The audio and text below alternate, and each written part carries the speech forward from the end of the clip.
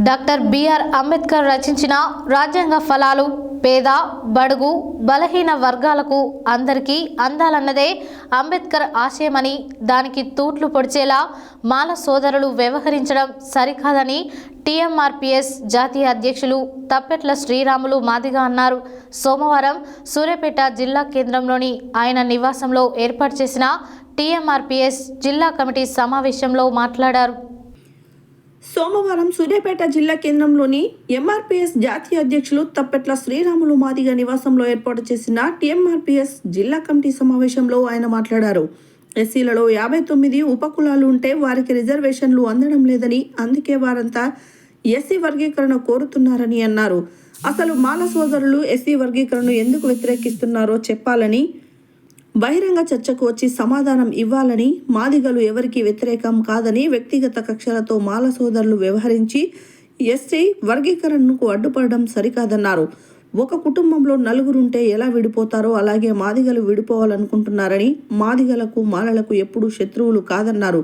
ఏ ఒక్కరి వలన ఎస్సీ వర్గీకరణ జరగడం లేదని, 30 ఏళ్ల సుదీర్ఘ పోరాటంలో ఎంతోమంది మాదిగ అమరవీరుల త్యాగ ఫలితంగా ఎస్సీ వర్గీకరణ సాధించడం జరుగుతుందని అన్నారు. సుప్రీంకోర్టు తీర్పిచ్చిన మరుక్షణమే తెలంగాణ రాష్ట్ర ముఖ్యమంత్రి రేవంత్ రెడ్డి తెలంగాణ రాష్ట్రంలో ఎస్సీ వర్గీకరణ అమలు చేస్తేనే హామీ ఇచ్చి నేటి వరకు చేయడం లేదన్నారు.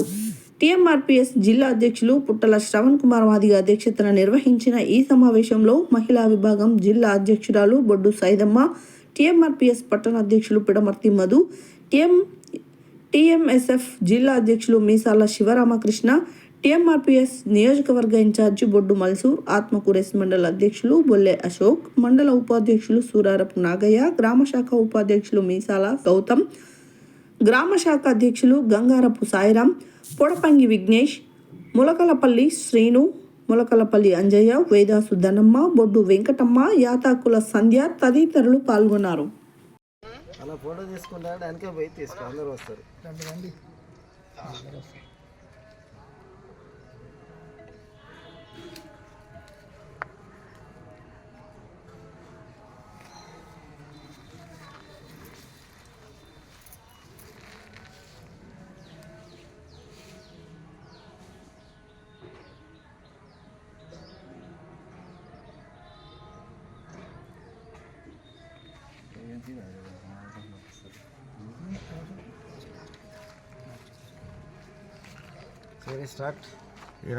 ఎందుకంటే 70 ఏళ్ళు మా మాజీ సోదరులు తెలిసి తెలియక దాని గురించి మాట్లాడలేక అందరు అయ్యర్ ఆఫీసులు వాళ్ళు ఉన్నారు కాబట్టి మామూలు వెనుకబడిపోయారు.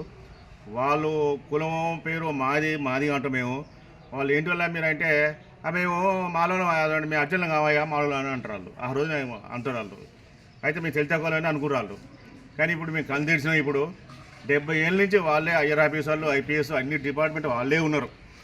బాబు జగజీవరామ గారు సెంట్రల్ మినిస్టర్ ఉన్నప్పుడు చాలా ఎన్ఎస్సీలు చేస్తే మొత్తం మామూలు మొత్తం పోస్టులు కొట్టేసారు. రైల్వే డిపార్ట్మెంట్ కానీ, ఎఫ్సీఐ గోదాం పోస్టులే కానీ, లేబర్ కమిషన్ దాంట్లో అన్ని డిపార్ట్మెంట్ వాళ్ళే ఉన్నారు. అయినా కానీ మాకు 1994లో ఉద్యోగం స్టార్ట్ అయినప్పుడు మందకృష్ణ గారు సరే కష్టం చేసిండు. వాళ్ళు వెనుక మేము తిరిగి కొన్ని ఎక్స్పీరియన్స్ వల్ల వీళ్ళ వాళ్ళకి పడక ఏంటంటే అందరూ ఎంఆర్పీఎస్ఏ. దానికి ప్రతిఫలంగా గవర్నమెంట్ కూడా ఆలోచించారు, కమిషన్ వేసారు. 2004 కూడా అనుకూలంగా వచ్చింది. దాన్ని చంద్రబాబు నాయుడు మద్దతు తెలిపిండు. కొంతమంది జీవించలేక వాళ్ళు కోర్టులో కేసు వేసి నడిచి మొన్న ఆగస్టులో ఒక కమిటీ వేసి చంద్రశూడ్ గారు ప్రధాన న్యాయమూర్తి గారు వేసినాక 7 జడ్జిలు నియమించిండు. 6 ఓకే అని వీళ్ళకి 7 సభవే ఇది ఏబిసిడీలు అనేది అని చెప్పారు. ఒక ఆయన మాత్రం ఇవ్వలేదు. దాని తర్వాత ఏమంటే అసెంబ్లీ ఆ రోజు వచ్చింది ఆగస్టు 1 నాడే ముఖ్యమంత్రి గారు రేవంత్ రెడ్డి గారు ఏం చేయంటే నేను మాదిలకు అనుకూలంగా ఉంటా, అన్ని ఉద్యోగ రిజర్వేషన్లు నేను పెడతానని అన్నాడు. కొంత ఏంటంటే దాన్ని కొంత ఈ మాల సోదరులు కొంచెం గడబడి చేస్తుండే. పార్లమెంట్లో అసెంబ్లీలో అక్కడ ఏంటంటే ఇది అట్ట అది అట్ట అని అనుకొచ్చారు. దానికి ఎక్కువ వాళ్ళే ఉన్నది, 10 మందిలో వాళ్ళే ఉన్నారు. అంటే బిడ్డ ఇట్టుందా అని చెప్పి నేను కమిషన్ చేస్తున్నా, వేసి నేను న్యాయం చేస్తానని చెప్పి వారు అభయించుండు. ఇప్పుడు ఏంటంటే తెలంగాణలో మా ఎంఆర్పీఎస్ ఆల్ మినిస్టర్లు కానీ ఎమ్మెల్యే కానీ ఎంపీలు కానీ మా పనులు మాకే ఉండాలి, మాకు కావాలి మేము అంటున్నాం. వాళ్ళకు మింగుడు పడతలేదు, వాళ్ళు వ్యతిరేకిస్తారు. ఈ వ్యతిరేకిస్తే మాత్రం బాగుండదు. మేము వాళ్ళకి ఎట్లా చెప్పాలి బుద్ధి చెప్తాం. మేము మా వెనక మాకు దాము రాజనరసింహ ఉన్నాడు, రేవంత్ రెడ్డి గారు ఉన్నారు, ఇతర నాయకులు ఉన్నారు. మాలో కూడా కొంతమంది ఉన్నారు, ఐఏఎస్ ఐపీఎస్ వాళ్ళు ఉన్నారు. అందరూ కనిపిస్తారు. బయటికి రానులు కూడా అరే మా జాతికి అన్యాయం జరిగిందని చెప్పి అందరూ వస్తారు.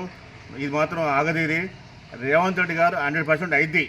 ఒకవేళ కాకుంటే నెక్స్ట్ మేమందరం మాదిరి మొత్తం కూర్చొని అయినా మాకు మా స్వామి కూడా రమ్మంటే చెప్తాం, అవసరం అయితే పిలుస్తాం. అయ్యా మీ ఇంటి అన్నదమ్ములు ఉంటారు, మీరు ఏర్పడతారా అట్టే ఉంటారా? మేము ఇప్పుడు ఏర్పడుతున్నాం, మీకు మాకు సంబంధం లేదు. అయినా కానీ మాకు కంచం పొత్తు లేదు, మంచం పొత్తు లేదు అసలు.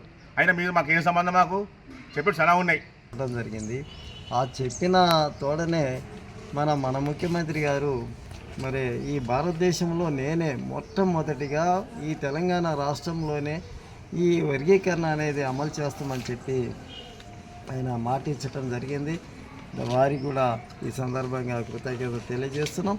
ఆ ఏదైతే మాట అన్నాడో ఆ ప్రకారంగానే ఈ కార్యక్రమాన్ని, ఈ వర్గీకరణ అనే అంశాన్ని అమలు చేసి తీర్తే ఈ మాదిగ జాతి అంతా కూడా రుణపడి ఉంటుందని ఈ సందర్భంగా తెలియజేస్తూ మరి మాట తప్పకుండా ఉండాలని కూడా మేము వారికి విజ్ఞప్తి చేస్తున్నాం.